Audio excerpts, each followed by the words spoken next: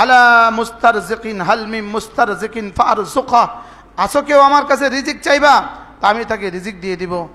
আলা কাদা হাত্তা তলাল ফজরু, সুবহ হওয়া পর্যন্ত, সুবহে সাদেক হওয়া পর্যন্ত আল্লাহ তাআলার পক্ষ থেকে এই ঘোষণা হতে থাকে। তা আমার হুজুর বলতেন, যখন আল্লাহ ডাক দেয় তখন ঘুমে থাকো তুমি, তখন আমরা ঘুমে থাকি। বাস্তব না বাস্তব বলেন? হ্যাঁ, এই জন্য 2 রাকাত তাহাজ্জুদের নিয়ত করেন ইনশাআল্লাহ, বলেন ইনশাআল্লাহ। হ্যাঁ, ইনশাআল্লাহর উপরে ওঠেন, কমপক্ষে ইনশাআল্লাহর উপরে ওঠেন। বলবেন আমরা ফজরেই পড়ি না, আপনি আমাদেরকে তাহাজ্জুদের সবক দিচ্ছেন। যারা ফজরেই পড়ে না এরা মুসলমানের খাতা, এদের নাম কোথায়? মুসলমানের খাতা এদের নাম কোথায়? চাই আপনি যেটাই আপনি নিজেকে পরিচয় দেন, আপনি অমুক সাহেব বলেন, অমুক সাহেব বলেন, অমুক সাহেব বলেন, আপনি যেই কোনো সাহেবে বলেন, যেই কোনো দলের সাথেই আপনার পরিচয় আছে, যেই কোনো দলেরই সভাপতি সেক্রেটারি আপনি হন না কেন, আপনি যাই হন না কেন, আপনি ফজর পড়েন না, আপনার ইসলামের খাতায় আপনার নামেই তো নাই। আপনার ইসলামের খাতায় কি নাই? নামেই নাই। এজন্য ফজর ছাড়া আপনি এই সমাজকে কিছু দিয়ে দিবেন, এটা ভাওতাবাজি ছাড়া আর কিছু না। ফজর ছাড়া আপনি ইসলাম দিয়ে দিবেন, আপনি 3 চিল্লাওয়ালা, আপনি ফজর জামাতের সাথে পড়ছেন না, আপনি ইসলাম দিয়ে দিবেন, এটা ভুয়া কথা। আপনি আরেক দলের বড় নেতা, আপনি ইসলাম কায়েম করে ফেলবেন, ফজর আপনি জামাতে পড়ছেন না, ভুয়া, এটা ভুয়া, এটা অলিক কল্পনা, অলিক স্বপ্ন, বলেন অলিক কল্পনা, বলেন অলিক স্বপ্ন। আপনি বলবেন তো আপনারা যারা ফজর পড়েন আপনারা কি করে ফেলছেন? উত্তর, কমপক্ষে ফজর না পড়ার ফিডাটা খাবো না। মনে বুঝেন নাই কথা, মনে হয় কমপক্ষে ফজর না পড়ার কি খাবো না, বলেন ফিটা, এইটা হবে না। এর দূর তো কমপক্ষে হয়েছে, এর দূর তো কমপক্ষে হয়েছে। যেদিন এই সমাজের মানুষ ফজর আর জুমা এক হবে না, ওই দিন পর্যন্ত আল্লাহ তাআলার পক্ষ থেকে সাহায্য আসবে না। বলেন, মুখস্থ করেন, এই কথা মুখস্থ করেন, বলেন কি বলছি? ওই দিন কি আসবে না, বলেন ওই দিন এই সমাজে কি আসবে না? আল্লাহ তাআলার পক্ষ থেকে সাহায্য আসবে না। ফজরের নামাজ ইমানের মেয়ার, ফজরের নামাজ ইমানের মাপকাঠি, ফজর ইমানের মাপকাঠি। শুধু ফজর পড়ার জন্যই তাহাজ্জুদকে সুন্নত বানিয়েছেন। তুমি যদি তাহাজ্জুদেই পড়ো তো তোমার ফজর জীবনে কখনো ছুটবে না।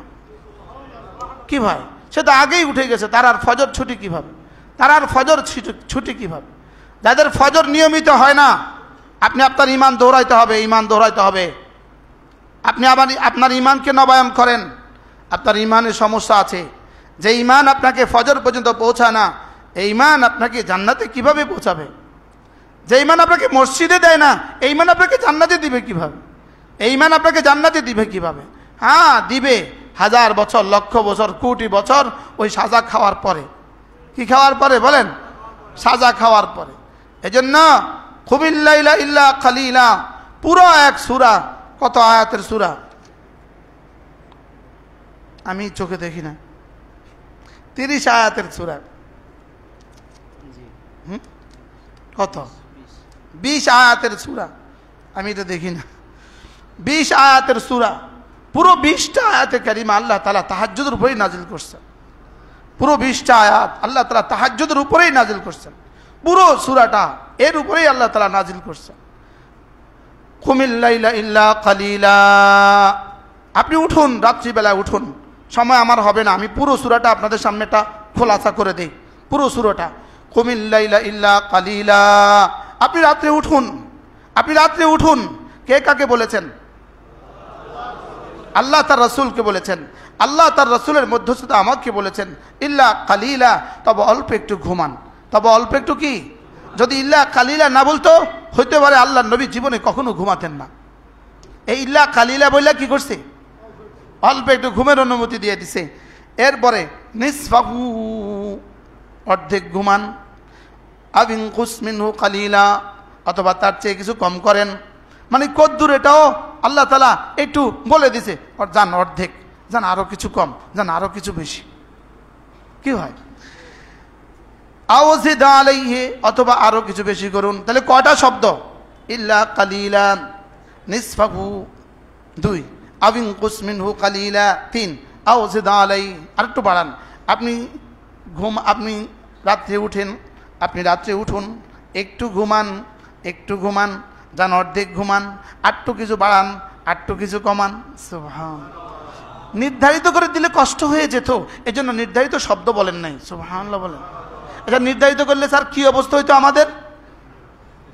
হ্যাঁ, কোরআন কি পরিমাণ জামে, কোরআন কি পরিমাণ পূর্ণাঙ্গ, কোরআন কি পরিমাণ স্বাস্থ্যসম্মত। সুবহানাল্লাহ বলেন। আচ্ছা, যদি একটা বলতো তো আমাদের কি অবস্থা হইতো? কি এবার বলে আউজিদ আলাইহি, আরো কিছু বাড়ান। এবার বলে আর কি করবেন আপনি? উঠে কি করবেন? ওয়ারাত্তিলিল কুরআনা তারতিলা, দাঁড়ান, দাঁড়িয়ে দাঁড়িয়ে নামাজে দাঁড়ান, নামাজে দাঁড়িয়ে দাঁড়িয়ে কোরআনে কারীম ধীরে ধীরে পড়তে থাকুন।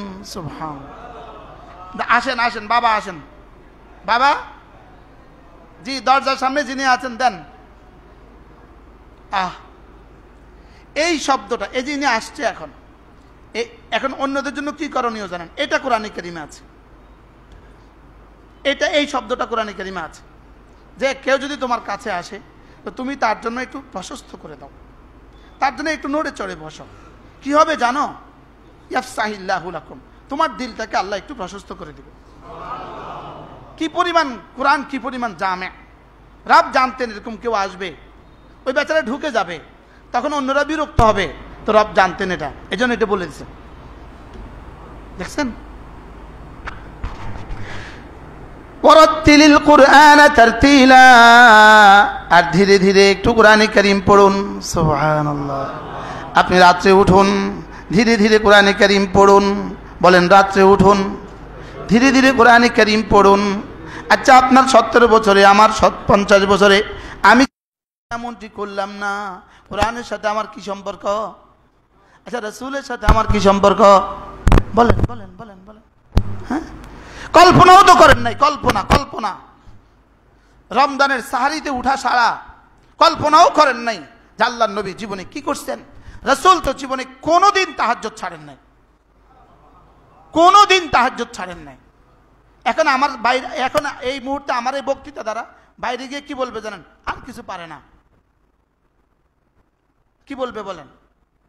তা আমি বলি আপনি যেমন বলছেন আমি আর কিছু পারি না, আমিও তো বলবো আপনি তাহাজ্জুদ পারেন না। মনে হয় বুঝেন না কথা। কি বলবো? আমিও তো বলবো আপনি কি পারেন না। হ্যাঁ, রাসূল আপনারটা জীবনে কখনো করেন নাই, আর আমি যেটা করছি রাসূল জীবনে কখনো ছাড়েন নাই। আমি দাড়ির ওয়াজ করি, কেউ দাড়ি ছাড়া আর কিছু পারে না। আমি হ্যাঁ, আমি যেটা করছি এটা রাসূল জীবনে কখনো ছাড়েন নাই, আর তুমি যেটা করছো এটা রাসূল জীবনে কখনো করেন নাই। বুঝাইতে পারি নাই মনে। রাসূল তাহাজ্জুদ কবে কবে ছাড়ছে? আপনি আপনার মনকে এবার জিজ্ঞেস করেন, আপনি কবে কবে পড়ছেন? রাসূলের সাথে আপনার কি প্রেম আর কি ভালোবাসা? রাসূলের সাথে আমার কি প্রেম আর ভালোবাসা? সময় কম, আমার হাতে সময় কম। ওয়ারাত্তিলিল কুরআনা তারতিলা, ধীরে ধীরে কোরআনে কারীম পড়ুন। এবার কি বলে? ইন্না সানুলকি আলাইকা কাওলান সাকিলা।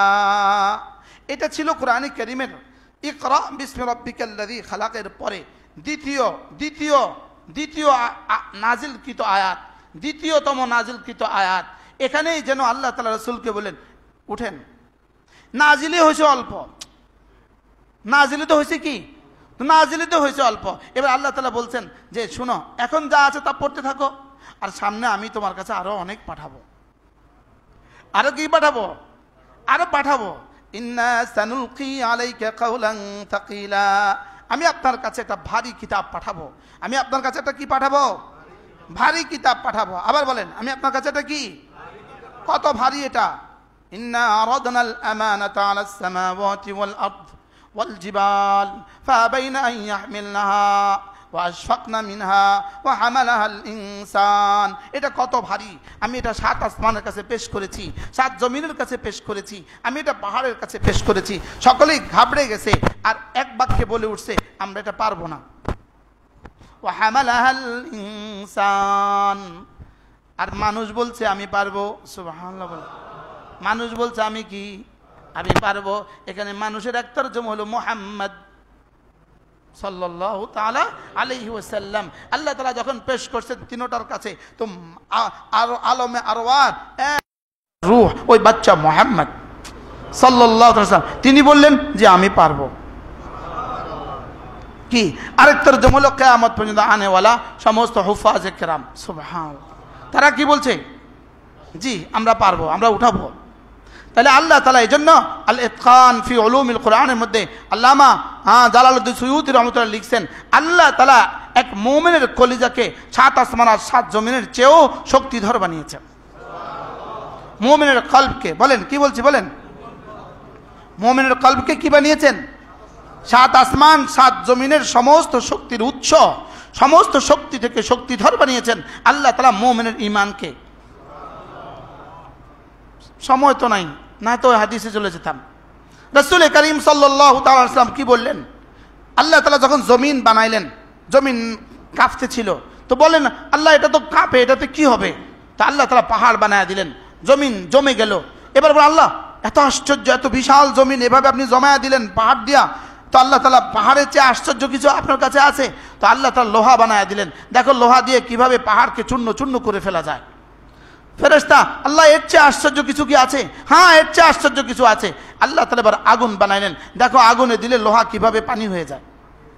আল্লাহ এর চেয়ে আশ্চর্য কিছু কি আছে? আল্লাহ তাআলা এবার পানি বানায় দিলেন, দেখো এবার পানি দিয়ে কিভাবে আগুন নিভিয়ে ফেলা যায়। আল্লাহ তাআলা পানি, এত শক্তিধর পানি, আগুন নিভানো যায়, যে আগুন দিয়ে লোহা গলায় ফেলা যায়, আর সেই আগুন পানি দিয়ে নিভিয়ে ফেলা যায়। এই আগুন পানির চেয়ে শক্তিধর কিছু আছে?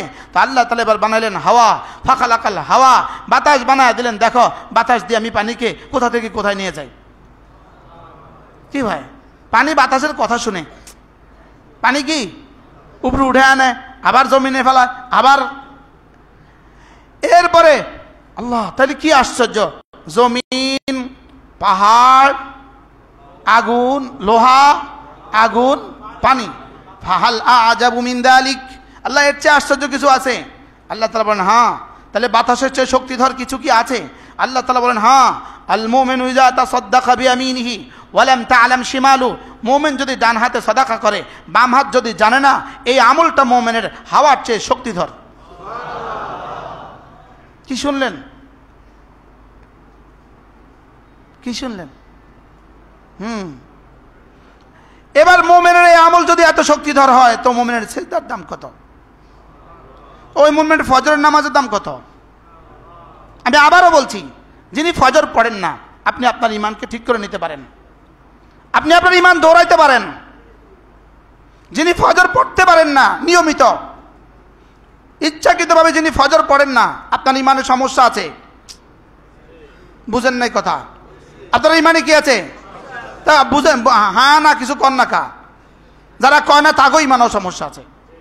যিনি ফজর পড়েন না তার ঈমানের সমস্যা আছে। কি বলছি বলেন? পড়বো তো ফজর ইনশাআল্লাহ। মুমিনের এক আমল সাদাকা, এক সাদাকা, এক সাদাকা। রাজুলুন তাসাদ্দাকা বিয়ামিনিহি, ডান হাতে সাদাকা করলো, ওয়ালাম তা'লাম শিমালু, তার বাম হাত জানলো না। আল্লাহ তাআলা বলেন এটা হাওয়ার চেয়ে শক্তিধর।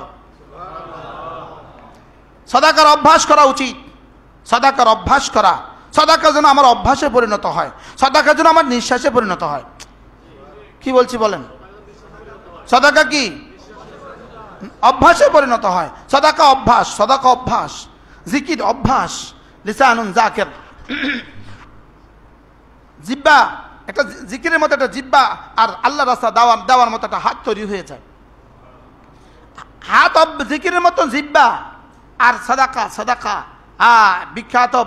বিখ্যাত দার্শনিক ছিলেন শাহ আতাউল্লাহ বুখারী রাহিমাহুল্লাহ তাআলা, তার এক বিখ্যাত উক্তি আছে। তিনি বলেন যে আমি পৃথিবীর হাজারো কিতাব গবেষণা করে আমি দুটো সিদ্ধান্তে উপনীত হয়েছি। দুটো জিনিস আমি পৃথিবীতে কোথাও একসাথে হতে দেখি নাই। এক নাম্বার কোনো জালেম টিকে থাকতে আমি পৃথিবীতে কোথাও দেখি নাই। বুঝুন, জুলুম করে কেউ টিকে গেছে আমি পৃথিবীতে কোথাও দেখি নাই। কি বলছে বলেন বলেন বলেন? নেতানিয়াহু টিকে যাবে আপনি ভাবছেন? হ্যাঁ, এই কোরআন বুকে, এই মসজিদে কালকের ফজর হবে কি হবে না সন্দেহ আছে। নেতানিয়াহু পৃথিবী থেকে ধ্বংস হবে সন্দেহ নাই। এটা ঈমানের অংশ বানান, এটা ঈমানের অংশ বানান। এটা কি? এটা ঈমানের অংশ বানান। একজন দুজন নয়, একজন দুজন নয়, হাজারো লক্ষ লক্ষ লক্ষ, আরে হিসাবে হলো ৬০,০০০, লক্ষ লক্ষ মানুষ ফিলিস্তিনে কি লক্ষ লক্ষ মানুষ হত্যা করেছে, লক্ষ লক্ষ শিশু হত্যা করেছে, লক্ষ লক্ষ নারী হত্যা করেছে। এত লক্ষ মানুষকে হত্যা করে এই মানুষটা বেঁচে যাবে, নিরাপদে বেঁচে যাবে, আর তার নিরাপদ মৃত্যু হবে, এটা হইতে পারে না। আর এই দেশ টিকে যাবে, এটা হইতে পারে না। এই দেশ বেঁচে যাবে, এটা হইতে পারে না। ইসরায়েল পৃথিবী থেকে নিশ্চিহ্ন হবেই হবে, বলেন ইনশাআল্লাহ। লানত লানত নেতানিয়াহুর উপরে, লানত লানত লানত নেতানিয়াহুর উপরে, লানত লানত লাগান, লানত লাগান। আল্লাহ লানত তার উপরে, ফেরেশতাদের লানত তার উপরে, সমস্ত মাখলুকাতের লানত তার উপরে। আল্লাহ নিজে লানত দিয়েছেন তার উপরে, আল্লাহ লানত তার উপরে। এজন্য কোন জালেম বেঁচে যাবে, এটা হবে না। বলেন কি বলছি, বলেন এটা হবে না। তাহলে তারিখ পৃথিবী নতুন করে বানাইতে হবে, নতুন করে পৃথিবী বানাইতে হবে। যদি এই তারিখকে পাল্টাইতে হয়, পৃথিবী নতুন করে বানাতে হবে।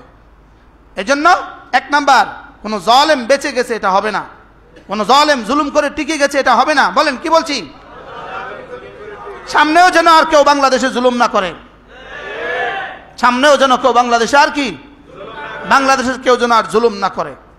আর যুলমু ইয়ারজিউ ইলা যালিম, জুলুম জুলুমকারীর দিকেই ফিরে, জুলুম জুলুমকারীর দিকেই ফিরে। দুই নাম্বার হলো, সাদাকা দিয়ে কেউ ফকির হয়ে গেছে এমন কোন ইতিহাস আমি দেখি নাই।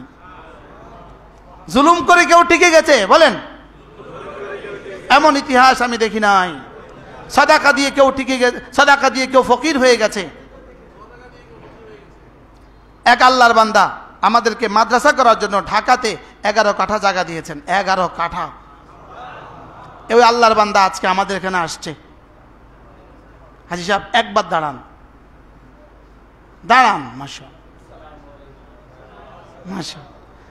আল্লাহ হাজী সাহেবের হায়াতের মধ্যে বরকত দান করেন। আবার ওখানে ঘরও করে দিয়েছে, ওখানে 50 লাখ টাকা ব্যয় ঘরও করে দিয়েছে। আমরা ওখানে মাদ্রাসা চালু করছি। ওটা মোতাওয়াল্লি আমি, আমাকে মোতাওয়াল্লি বানাইছে। আলহামদুলিল্লাহ বলেন। ওই রোডের নাম আমার নামে, রোডের নাম লিখে দিছে, কাঁচপুর এই পারে। আল্লাহ আমার হাজী সাহেবের হায়াতের মধ্যে বরকত দান করেন। আল্লাহকে দিলে কেউ ঠকে না, বলেন আল্লাহকে দিলে কেউ কি ঠকে না। কি করব আমি, এই সূরার শেষ আয়াত দেখেন, এই সূরার শেষ আয়াত দেখেন, ওয়া আকিমুস সালাহ, ওয়া আকিমুস সালাহ, পড়ো নামাজ, ওয়া আতুজ যাকাত, দাও যাকাত। কটা পাইলাম? ওয়া আকরিদুল্লাহ কারদান হাসানা, আর আল্লাহকে মসজিদে মাদ্রাসায় এতিমকে অসহায়কে, সুবহানাল্লাহ, ওয়া আকরিদুল্লাহ কারদান হাসানা, আল্লাহকে কর্জে হাসানা দান করো। তাইলে আতুজ যাকার বাহিরে এই শব্দ, তাইলে বোঝা গেছে এটা যাকাত ছাড়া। সুবহানাল্লাহ বলেন, যাকাতের ভিতরে তো আছে। ওয়া আকিমুস সালাতা ওয়া আতুজ যাকাতা ওয়া আকরিদুল্লাহ কারদান হাসানা, নামাজ পড়ো, ওয়া আতুজ যাকাতা, যাকাত দান করো, ওয়া আকরিদুল্লাহ কারদান হাসানা, আল্লাহকে কর্জে হাসানা দান করো, ফিলিস্তিনি ভাই বোনদের জন্য দান করো। সুবহানাল্লাহ, ওয়া আকরিদুল্লাহ কারদান হাসানা। আচ্ছা, ত্রাণের লাইনে খাবারের জন্য লাইন ধরছে, ওখানে গুলি করে 50 জন হত্যা করছে। এর উদাহরণ পৃথিবীতে আর কোনোদিন ছিল? মজাক করতেছে। ত্রাণ দেওয়ার জন্য বাহিনী বানাইছে আমেরিকা, ইসরায়েল ত্রাণ দেওয়ার জন্য বাহিনী বানাইছে। ওই ত্রাণের বাহিনীর কাছে আবার অস্ত্র তুলে দিছে, ওদেরকে অস্ত্র দিয়ে দিছে, ওদেরকে ত্রাণও দিয়ে দিছে। আর এবার বলছে যারা যারা লাইনে বিশৃঙ্খলা করে, লাইনে ধরে গুলি করে হত্যা কর। কোনো দায়িত্ব নাই, কোনো লাইবিলিটি নেই। এভাবে প্রতিদিন ত্রাণের লাইনে শত শতকে হত্যা করতেছে। তোরে বলছে কে ত্রাণ দিতে? ত্রাণ দিতে যাওয়া মানুষগুলোকে আবার হত্যা করে। ত্রাণ দিতে যারা গেছে তাদেরকে দিতে দেয় না, ত্রাণ দেওয়া মানুষগুলোকে হত্যা করে, ত্রাণ দেওয়া মানুষগুলোকে তারা হত্যা করে। এটা আল্লাহ এমনি ছেড়ে দিব ইনশাআল্লাহ। সেদিন আসবেই আসবে। ইহুদি গাছের পেছনে আশ্রয় নিবে, গাছের পেছনে ইহুদি গাছের পেছনে আশ্রয় নিবে। গাছ কথা বলবে, গাছ বলবে ইন্না ওয়ারাই ইহুদিয়া। মুসলিম শরীফ জিলদ আউয়ালের রওয়ায়াত, ইন্না ওয়ারাই ইহুদিয়া ইয়া আখিয়াল মুসলিম, হে মুসলিম ভাই, ইন্না ওয়ারাই ইহুদিয়া। যেন গাছ বলবে ইয়া হামাস, সুবহানাল্লাহ বলে না। গাছ কি বলবে? ইয়া হামাস, হামাসের মুসলিম ভাই, ইন্না ওয়ারা ইয়াহুদিয়া, ইন্না, আল্লাহর কসম, আল্লাহর কসম, আল্লাহর কসম, হামাসের শেষ বিন্দু পর্যন্ত যুদ্ধ চলবে আর হামাস কিয়ামত পর্যন্ত নিশ্চিহ্ন হবে না। এদের হাতেই দাজ্জাল নিহত হবে, এরাই ওই দাজ্জালের কাফেলার অংশ হবে ইনশাআল্লাহ। বলেন ইনশাআল্লাহ। এরা দাজ্জালের কাফেলার কি হবে বলেন? এটা আমাদের ঈমান, এটা আমাদের কি? এটা আমাদের ঈমান, এটা আমাদের ঈমান। ইন্না ওয়ারা ইয়াহুদিয়া, আমার পেছনে একটা ইহুদি আছে, ফাকতুলহু, মার তাকে। আচ্ছা, গাছে যখন মুসলমানকে বলবে বিষয়টা কেমন লাগবে? কি গাছ কথা বলবে? মুসলিম শরীফের হাদিস, গাছ কথা বলবে, ইন্না ওয়ারা ইয়াহুদিয়া, আমার পেছনে একটা ইহুদি আছে, ফাকতুলহু, তাকে মার। মজা হবে না? হবে না ইনশাআল্লাহ। এই পৃথিবীতে 1 ইঞ্চি জায়গা হবে না যেখানে কুফর থাকবে, শিরিক থাকবে, কোনো জায়গা হবে না। কাঁচা পাকা ঘর, পৃথিবীর মাশরিক থেকে মাগরিব, শিমাল থেকে জুনুব, প্রতিটা ঘরে আল্লাহ ইসলামকে পৌঁছায় দিবে। ছোট্ট সূরার মধ্যেই আছে, আমরা তো জানি না। ইদা জাআ নাসরুল্লাহি ওয়াল ফাতহ ওয়া রাআইতান নাসা ইয়াদখুলুনা ফি দীনিল্লাহি আফওয়াজা। সুবহানাল্লাহ।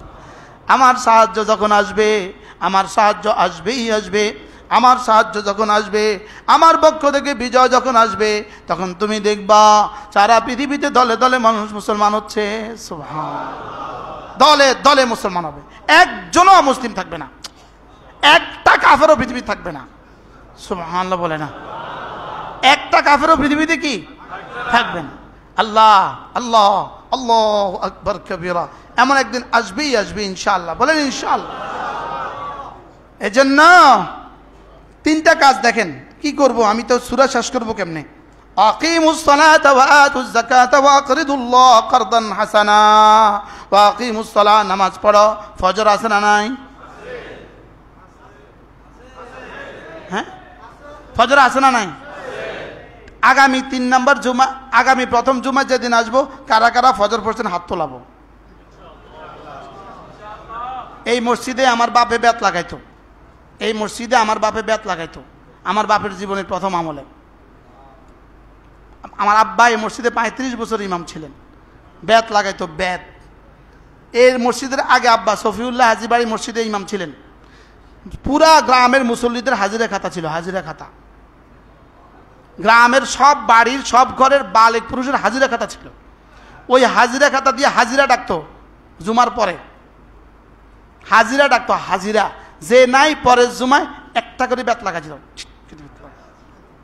আল্লাহ, কালকে তো ওই CNN আমার বিরুদ্ধে সংবাদ পরিবেশনা করবে। এটা পিছনের কথা কইছি, সামনের কথা কই না। আর সামনে এই দিন আসবে ইনশাআল্লাহ, সামনে এই দিন আসবে। বলেন না ইনশাআল্লাহ। সামনে এই দিন কি আসবে ইনশাআল্লাহ। যিনি প্রধানমন্ত্রী হবেন তিনি বাইতুল মোকাররমের খতিব হবেন। আপনাদের কাছে বিশ্বাস হয় না? বলু হ্যাঁ, বলু হুজুর এগুলো আমরা আপনাদের স্বপ্ন আর কি। কি পৃথিবীর সব বাস্তবে একসময় স্বপ্ন ছিল। পৃথিবীর সব বাস্তবে একসময় কি ছিল? হোয়াইট হাউসও একসময় স্বপ্নই ছিল। হোয়াইট হাউসে একসময় কি ছিল বলেন? এটা এই স্বপ্ন নিয়েই আমরা বেঁচে আছি, এই স্বপ্ন নিয়ে আমরা বেঁচে আছি। এদেশে আর কোনো বেনামাজি হবে না। আরে ইনশাআল্লাহ বলেন ইনশাআল্লাহ, বলেন ইনশাআল্লাহ। আল্লাহ ওই দিন আমাদেরকে দেখায় দেন ইনশাআল্লাহ। তাহলে কয়টা কাজ পাইলাম? নামাজ, যাকাত, ওয়া আকরিদুল্লাহ কারদান হাসানা। আল্লাহকে কর্জে হাসানা দান করো। কোথাও মসজিদ নির্মাণ হইতেছে দেখবা, ওখানে কিছু দিয়ে দিবা। মাদ্রাসা নির্মাণ হইতেছে দেখবা, ওখানে কিছু দিয়ে দিবা। মাদ্রাসার উস্তাদদের বেতনে কিছু দিয়ে দিবা। মাদ্রাসার ছাত্রদের খাবারে কিছু দিয়ে দিবা। এতিম অসহায়কে কিছু দিয়ে দিবা। বিধবাকে কিছু দিয়ে দিবা। নিজের এতিম অসহায় আত্মীয় স্বজনকে কিছু দিয়ে দিবা। ফিলিস্তিনের জন্য কিছু দিয়ে দিবা। মজলুম মুসলমানদের জন্য কিছু দিয়ে দিবা। আজকে আমাদের এখানে একজন মেহমান আসছে, বড় শিক্ষিত মানুষ, বড় শিক্ষিত মানুষ। ইনি অমুসলিম ছিলেন, মুসলমান হয়ে আপনাদের কাছে আসছে। যেন আল্লাহর সিদ্ধান্ত, যদি তোরা না করিস আমি আরেক দল থেকে একজনকে উঠে নিয়ে আসবো, আর সে করবে যে কাজ আমার করা উচিত ছিল। আমার করা উচিত ছিল এদেশে গ্রামে গ্রামে, ঘরে ঘরে, পাড়ায় পাড়ায় গিয়ে গিয়ে বলবো ফিলিস্তিনি মুসলমানদের জন্য কিছু দেন, যেটা আমার করা উচিত ছিল। লেকিন আমি তো মুসলিম, আমি তো ভাই-বোন মুসলিম, আমি তো ভাই-বোন মুসলিম, আমার সাথে তো আমার মালিকের সম্পর্ক 60 বছরের 50 বছরের। লেকিন আমি যখন করি নাই, ফালিয়াতি কাওমান আখারিন, আমি আরেক দল নিয়ে আসবো। এই আরেক দল নিয়ে আসছে। আশ্চর্য কথা, আপনার এই সৌভাগ্য কেমনে হলো? ইনি আসছেন আলহামদুলিল্লাহ, আজকে ইনারা আসছেন ফিলিস্তিনের জন্য আমাদের কাছ থেকে কিছু কালেকশন করবেন। ইনারা নিজেরা গিয়ে পৌঁছিয়ে দেন। ইনি 3 বার সফর করছেন, ইনি মিশরে 3 বার সফর করছেন মাশাআল্লাহ। ইনাদের এক জামাত মিশরে গেছে, আমার ছেলের বা ওদের মেহমানদারি করছে। আমার ছেলে তো বউ সহ মিশরে থাকে, তো মেহমানদারি করছে। হ্যাঁ, তো আলহামদুলিল্লাহ সারা দেশে এনারা মেহনত করে, ঢাকাতেও মেহনত করছে। আমরা আজকে এনাদেরকে দাওয়াত দিয়ে আমাদের মসজিদে নিয়ে আসছি।